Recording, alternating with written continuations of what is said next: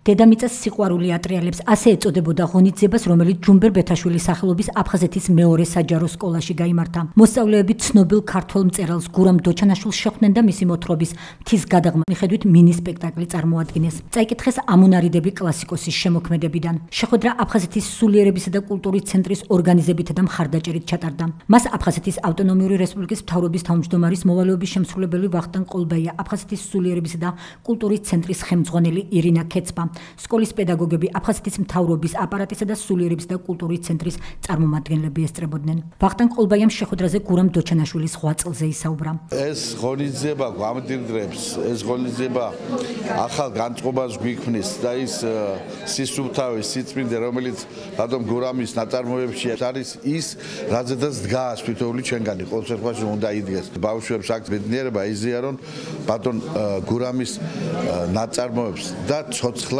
მოისმინონ ის, რითაც ქმნიდა და რაზე იდგა ბატონი გურამი. მოსწავლეებს რა თქმა უნდა აინტერესებთ, როგორ უკავშირდება ბატონ გურამის ცხოვრება აფხაზეთს, ის აფხაზეთთან ძალიან რამით არის დაკავშირებული და საინტერესო ეპიზოდები მოყვა თავისი ცხოვრებიდან. საინტერესო იყო მისი გამოცდილება, მისი ურთიერთობა უწმინდესთან და მისგან მიღებული რჩევები და ის ხედვები, რომელიც უკავშირდება ყოველდღიურობას.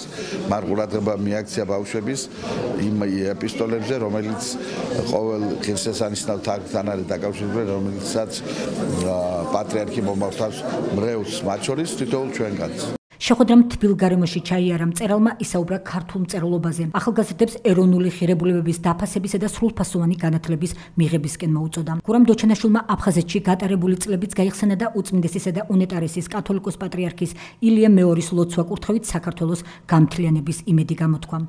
დიდად ბედნიერი ვარ ამ სკოლაში ყოფნით. ყველაფერში ეტყობათ ესე დახვეწილი, ნაკითხი ბავშვები არიან და მათი აღზრდილების დიდი დამსახურება ხელნების ყოველ დარგს მიაქცია ყურადღება. რა თქმა უნდა, ისეთ ხელნებას, რომელიც სულიერებაზე და ჩვენ მართლმადიდებლურ სარწმუნოებაზეა დამყარებული.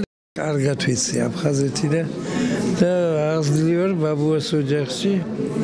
ემხوارი გახლავთ გვარ როგორც ზღვისპირეთში, ასევე მთიან აფხაზეთში 10-12 ექსპედიციაში მაინცავა. ნამუშევარი რადგან უწმინდეს ნამონტარეს წამს ღრმა და ჯერა რომ დაბრუნდებით, მე ვიცი მისი საოცარი გამჭრიახობა და წინასწარმეტყველებები და დარწმუნებული ვარ და ვიზიარებ მის ამ ჩვენთვის ყველასათვის ბედნიერ რწმენას, რომ ერთად ვიქნებით როგორც ყოველთვის ვიყავით ერთად და გავახარებთ ერთმანეთი გავახოროთ, ბევრად გვირჩევნია. ისევ და ისევ ვიმეორებ, ამის გამეორება არ მოწედება უწმენდესის წინასწარმეტყველები. დღეს ჰქონდა ძალიან დიდი ზეიმი, სტუმრად გვყავდა კლასიკოსი ბატონი გურამ დოჩანაშვილი, რომლის ნაწარმოებებიც ბუნებრივია სკოლაში ისწავლება და მე მინდა მოსწავლეებს ვუსურვო, რომ ის ფრაზები და ის სიტყვები, რომლებსაც ისინი ამბობდნენ გულისხმობ ნაწარმოებიდან ცხადია, გაიხადონ ცხოვრების დევიზა. ძალიან ემოციური იყო თვითონ ავტორთან შეხვედრა და ის ძალიან საინტერესო კითხვები და ასევე გაიცა საინტერესო პასუხები. ასევე ჩვენ წავიკითხეთ მისი გამონათქვამებით და ცხოვრების შეეულია და რა თქმა უნდა ცხოვრებაში გამოგვადგება. ძალიან ბევრი კარგი დაგარიგება და რჩევა მივიღეთ მისგან. დედამიწას სიყვარული ატრიალებს და უნდა გვიყვარდეს ერთმანეთი. აფხაზეთის სულიერების და კულტურის ცენტრის ხელმძღვანელმა ირინა ქეცპამ გურამ დოჩანაშვილს სიმბოლური საჩუქრები გადასცა.